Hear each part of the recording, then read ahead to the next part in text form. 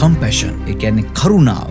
මෙතනදී මම කියන්න යන දේ ඔයා පුදුමයට පත් කරයි. ව්‍යාපාර ලෝකේ කම්පැෂන් කරුණාව කියන්නේ සොෆ්ට් ස්කිල් එකක් නෙමෙයි. ඒක ව්‍යාපාරික ජීවිතය තුළ ඔයා ගොඩනගන්න ලද ඉතාමත් අමාරු ඉතාමත් බලවත් ගුණයක්.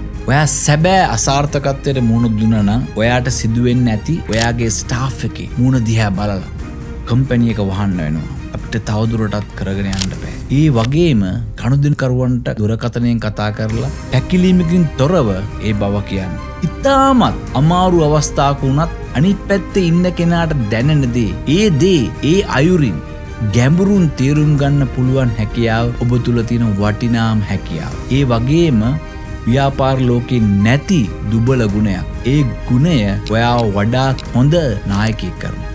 ඔයාව වඩාත් හොඳ සවන් දෙන්නෙක් කරනවා. ඔයාව වඩාත් හොඳ ව්‍යවසායකයෙක් කරනවා. ඔයාව වඩාත් හොඳ හවුල්කරුවෙක් කරනවා.